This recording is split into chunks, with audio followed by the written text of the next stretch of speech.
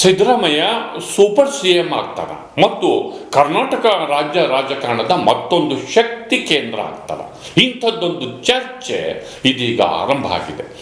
ಯಾಕೆ ಅಂತಂದ್ರೆ ರಾಜ್ಯಸಭೆಗೆ ಬರಲ್ಲ ಅಂತ ಹೇಳಿದ ಸಿದ್ದರಾಮಯ್ಯನವ್ರನ್ನ ಸಮನ್ವಯ ಸಮಿತಿಯ ಅಧ್ಯಕ್ಷ ಸ್ಥಾನಕ್ಕೆ ನೇಮಕ ಮಾಡಲಾಗುತ್ತಾ? ಇದು ಕುತೂಹಲಕಾರಿ ಚರ್ಚೆ. ಆದರೆ ಡಿ.ಕೆ. ಶಿವಕುಮಾರ್ ಇದಕ್ಕೆ ಬಲವಾದ ವಿರೋಧವನ್ನು ವ್ಯಕ್ತಪಡಿಸಿದ್ದಾರೆ. ಇದೀಗ ಇಬ್ಬರೂ ನಾಯಕರು ದೆಹಲಿನಲ್ಲಿದ್ದಾರೆ. ಹಾಗಾದರೆ ಹೈಕಮಾಂಡ್ ತೀರ್ಮಾನ ಏನು? ದೆಹಲಿನಲ್ಲಿ ಏನೆಲ್ಲ ಆಗ್ತಾ ಇದೆ? ಈ ಬಗ್ಗೆ ಇಂದಿನ ಮಾತು ಮಂಥನ. ಸ್ನೇಹಿತರೆ, ಗೆಳೆಯರೆ, ಬದಲಾದ ರಾಜಕೀಯ ಪರಿಸ್ಥಿತಿಯಲ್ಲಿ ಯಥಾ ಪ್ರಕಾರ ದೆಹಲಿ ಭರ್ಜರಿ ವಿದ್ಯಮಾನದ ಕೇಂದ್ರ ಆಗಿದೆ. ಅದರಲ್ಲೂ ಜೂನ್ 3ನೇ ತಾರೀಕು ಮುಖ್ಯಮಂತ್ರಿಯಾಗಿ ಪ್ರಮಾಣ ವಚನಕ್ಕೆ ಸಜ್ಜಾಗಿರುವ ಕಾಂಗ್ರೆಸ್ ಶಾಸಕಾಂಗ ಪಕ್ಷದ ನಾಯಕ ಡಿ.ಕೆ. ಶಿವಕುಮಾರ್ ಮತ್ತು ಸಿದ್ದರಾಮಯ್ಯ ಇಬ್ಬರೂ ಕೂಡಿ ವಿಶೇಷ ವಿಮಾನದಲ್ಲಿ ದೆಹಲಿಗೆ ದೌಡಾಯಿಸಿದ್ದಾರೆ. ಒಂದು ಕ್ಯಾಬಿನೆಟ್ ಫಾರ್ಮ್ ಮಾಡಬೇಕು, ರಚನೆ ಮಾಡಬೇಕು. ಮುಖ್ಯಮಂತ್ರಿಯ ಜೊತೆ ಒಂದಷ್ಟು ಸೀನಿಯರ್ ಮಿನಿಸ್ಟ್ರು ಜಾತಿವಾರು ಆಧಾರದ ಮೇಲೆ ಪ್ರಮಾಣ ವಚನ ಕೈಗೊಳ್ಳಬೇಕು ಮತ್ತು ಯಾರೆಲ್ಲ ಈ ಪಟ್ಟಿನಲ್ಲಿ ಇರಬೇಕು ಮತ್ತು ಜಾತಿವಾರದ ಸಮತೋಲನವನ್ನು ಹೇಗೆ ಕಾಪಾಡ್ಕೋಬೇಕು ಅನ್ನೋದ್ರ ಬಗ್ಗೆ ಮುಖ್ಯವಾದಂತಹ ಚರ್ಚೆ ನಡೆಯುತ್ತೆ. ಇದರ ಜೊತೆಗೆ DCM ಪೋಸ್ಟ್ಗಳು ಕ್ರಿಯೇಟ್ ಮಾಡಬೇಕಾ, ಎಷ್ಟು ಮಾಡಬೇಕು ಮತ್ತು ಈ DCMಗಳಾಗಿ ಯಾರನ್ನ ನೇಮಕ ಮಾಡಬೇಕು, ಈ ಬಗ್ಗೆನೂ ಕೂಡ ಚರ್ಚೆ ನಡೆಯುತ್ತೆ. DCMಗಳ ವಿಚಾರಕ್ಕೆ ಬಂದಾಗ ಈಗ ಸೀನಿಯರ್ ಮಿನಿಸ್ಟರ್ ಪರಮೇಶ್ವರು ಅಥವಾ ಜಾರ್ಜು, ರಾಮಲಿಂಗಾರೆಡ್ಡಿ ಇವರೆಲ್ಲ ಕ್ಯಾಬಿನೆಟ್ಗೆ ಸೇರೋ ಸಾಧ್ಯತೆಗಳಿವೆ.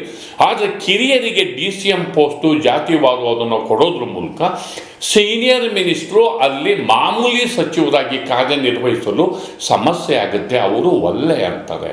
ಪರಮೇಶ್ವರ್ ಅವರಂತೂ ನೇರವಾಗಿ ಹೇಳಿದ್ದಾರೆ, ಅಂಥ ಪರಿಸ್ಥಿತಿ ಬಂದರೆ ನಾನು ಜೂನಿಯರ್ಗಳ ಕೆಳಗೆ ಮಾಮೂಲಿ ಸಚಿವನಾಗಿ ಇರೋದಿಲ್ಲ, ನನಗೆ ಪಾರ್ಟಿ ಪ್ರೆಸಿಡೆಂಟ್ಶಿಪ್ ಕೊಡಿ. ಈ ಮಾತನ್ನು ಅವ್ರು ಕೇಳಿದ್ದಾರೆ. ಇದೊಂದು ಕಗ್ಗಂಟು. ಇದು ಒಂದು ರೀತಿಯಲ್ಲಿ ಸೀನಿಯರ್ ಮಿನಿಸ್ಟರ್ಸ್ಗಳಿಗೆ, ಇದು ಸೀನಿಯರ್ ಲೀಡರ್ಸ್ಗಳಿಗೆ ಮುಜುಗರ. ಪಕ್ಷಕ್ಕೆ ಇಷ್ಟು ವರ್ಷ ಸೇವೆ ಸಲ್ಲಿಸಿ ಯಾರೋ ಜೂನಿಯರ್ಗಳ ಕೆಳಗೆ ನಾವು ಸಾಧಾರಣ ಮಂತ್ರಿಗಳಾಗಿ ಕಾರ್ಯನಿರ್ವಹಿಸಬೇಕಾ? ಇದು ಅವಮಾನದ ವಿಚಾರ ಅಂತ ಕೆಲವರು ಇದನ್ನು ಪರಿಗಣಿಸ್ತಾರೆ. ಈ ಜಟಿಲ ಪರಿಸ್ಥಿತಿಯನ್ನು ಹೈಕಮಾಂಡ್ ಹೇಗೆ ತೀರ್ಮಾನ ಮಾಡುತ್ತೆ? ಇವನ್ ಡಿ.ಕೆ. ಶಿವಕುಮಾರ್ ಅವರಿಗೂ ಕೂಡ ಹೆಚ್ಚು DCM ಪೋಸ್ಟ್ ಕ್ರಿಯೇಟ್ ಮಾಡೋದಕ್ಕೆ ಇಷ್ಟ ಇಲ್ಲ. ಅವು ಮಲ್ಟಿಪಲ್ ಪವರ್ ಸೆಂಟರ್ ಆಗ್ತವೆ. ಈಗ CM, DCM ಓಕೆ, ಒಂದು ಪವರ್ ಸೆಂಟರ್ಸು, ಒಂದು ಸಿಸ್ಟಮ್. 3-4 ಜನ DCM ಇತ್ತು ಅಂದರೆ 3-4 ಪವರ್ ಸೆಂಟರ್ಸು ಗೊಂದಲ ಜಾಸ್ತಿ ಆಗುತ್ತೆ ಮತ್ತು ಒಂದು ರೀತಿಯಲ್ಲಿ ಸರ್ಕಾರದ ಮೇಲಿನ ನಿಯಂತ್ರಣ ಕಡಿಮೆ ಆಗುತ್ತೆ ಅನ್ನೋದು ಅವ್ರ ಲೆಕ್ಕಾಚಾರ. ಆದ್ದರಿಂದ ಈ ಬಗ್ಗೆ ಅವರು ಯಾವ ತೀರ್ಮಾನವನ್ನು ಹೈಕಮಾಂಡ್ ತಗೋತಾರೆ ಅನ್ನೋದು ಈಗ ಆಲ್ರೆಡಿ ನಾಯಕರಲ್ಲಿದ್ದಾರೆ. ಈ ಬಗ್ಗೆ ಚರ್ಚೆ ಆರಂಭ ಆಗಿದೆ. ಇನ್ನು ಮೋಸ್ಟ್ ಇಂಪಾರ್ಟೆಂಟ್ ಪಾಯಿಂಟಿಗೆ ಬರ್ತೀನಿ. ಸಿದ್ದರಾಮಯ್ಯ ಅವರಿಗೆ ಯಾವ ಸ್ಥಾನಮಾನ? ಅವರು ರಾಜ್ಯಸಭೆಗೆ ಬರೋದಿಲ್ಲ ಅಂತ ಹೇಳಿದರೆ ಓಕೆ, ಅವರ ಮಗನಿಗೆ ಕ್ಯಾಬಿನೆಟ್ಗೆ ತಗೋಬಹುದು ಅಂತ ತಿಳ್ಕೊಳ್ಳೋಣ, ಓಕೆ, ಎಲ್ಲವೂ ಸರಿ. ಸಿದ್ದರಾಮಯ್ಯ ಏನು ಮಾಡಬೇಕು? ಸುಮ್ಮನಿರುವ ಸಿದ್ದರಾಮಯ್ಯ ರಾಜ್ಯ ರಾಜಕಾರಣದಲ್ಲಿ ಸುಮ್ಮನಿರ್ತಾರ? ಇದು ಮೋಸ್ಟ್ ಇಂಪಾರ್ಟೆಂಟು. ಒಂದು ಸಿದ್ದರಾಮಯ್ಯನವರ ಬೆಂಬಲಿಗರು ಅವರಿಗೆ ಒಂದು ಸಮನ್ವಯ ಸಮಿತಿಯನ್ನು ಮಾಡಿ ಅದರ ಅಧ್ಯಕ್ಷ ಸ್ಥಾನವನ್ನು ಮಾಡಿ ಅಂತ ಹೈಕಮಾಂಡಿಗೆ ಹೇಳ್ತಾ ಇದ್ದಾರೆ. ಅದು ಒಂದು ರೀತಿಯಲ್ಲಿ ಸೂಪರ್ CM ಕ್ರಿಯೇಟ್ ಮಾಡುವಂತಹ ಲೆಕ್ಕಾಚಾರ. ಪಕ್ಷದಲ್ಲಿ ಏನೇ ತೀರ್ಮಾನ ಮಾಡಿದ್ರು ಈ ಸಮನ್ವಯ ಸಮಿತಿ ಮುಂದೆ ಬರಬೇಕು. ಗೌರ್ಮೆಂಟಲ್ಲಿ ಏನಾದರೂ ಪಾಲಿಸಿ ಡಿಸಿಷನ್ ಬಂದ್ರೂ ಸಮನ್ವಯ ಸಮಿತಿನಲ್ಲಿ ಬರಬೇಕು. ಕ್ಯಾಬಿನೆಟ್ಟಲ್ಲಿ ಏನಾದರೂ ತೀರ್ಮಾನ ಕೈಗೊಳ್ಳಬೇಕಾದ್ರೂ ಸಮನ್ವಯ ಸಮಿತಿನಲ್ಲಿ ಬಂದು ಚರ್ಚೆ ನಡೆಸಿ ಆಮೇಲೆ ಕ್ಯಾಬಿನೆಟ್ಟಿಗೆ ಹೋಗಬೇಕು. ಹಾಗಾದರೆ CM ಯಾಕಿರಬೇಕು ಡಿ.ಕೆ. ಶಿವಕುಮಾರು? ಇದು ಪ್ರಶ್ನೆ. ಹೀಗಾಗಿ ಡಿ.ಕೆ. ಶಿವಕುಮಾರ್ ಸೇರಿದಂತೆ ಒಂದು ಬಣ ಮತ್ತು ಹೈಕಮಾಂಡ್ನ ಕೆಲವು ಹಿರಿಯ ನಾಯಕರು ಸಮನ್ವಯ ಸಮಿತಿ ರಚನೆ ಬೇಡ ಅಂತ ಹೇಳಿದ್ದಾರೆ.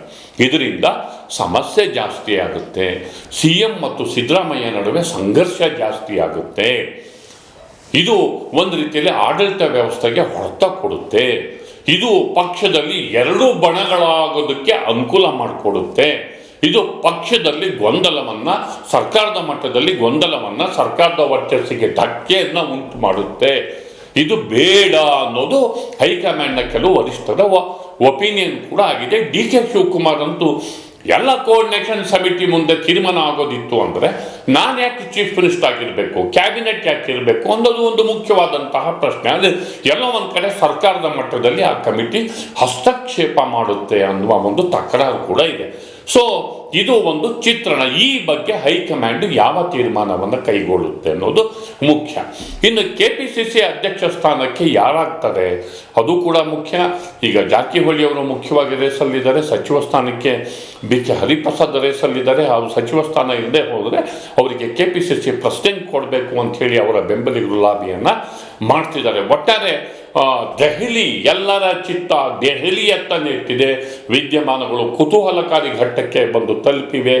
ಅಲ್ಲಿದ್ದ ತೀರ್ಮಾನ ಮಾಡ್ಕೊಂಡು ಬಂದು 3ನೇ ತಾರೀಕು ಒಂದು ಸಚಿವರ ದಂಡಿನ ಜೊತೆ ಮುಖ್ಯಮಂತ್ರಿಯಾಗಿ DK ಶಿವಕುಮಾರ್ 4 ಗಂಟೆ 5 ನಿಮಿಷಕ್ಕೆ 3ನೇ ತಾರೀಕು 4 ಗಂಟೆ 5 ನಿಮಿಷಕ್ಕೆ 3, 4, 5 ನಿಮಿಷಕ್ಕೆ ಅವರು ಪ್ರಮಾಣ ವಚನವನ್ನು ಸ್ವೀಕಾರ ಮಾಡ್ತಿದ್ದಾರೆ. ಹಾಗೆ ಅವರ ಸಂಪುಟದ ಸದಸ್ಯರು ಕೂಡ ಒಂದು ಪ್ರಮಾಣ ವಚನವನ್ನು ಅವರು ಸ್ವೀಕಾರ ಮಾಡ್ತಿದ್ದಾರೆ. ಮುಂದಿನ ವಿದ್ಯಮಾನ ನಾವು ಕಾದು ನೋಡೋಣ. ಸದ್ಯಕ್ಕೆ ಇಷ್ಟೇ ಸಾಕು.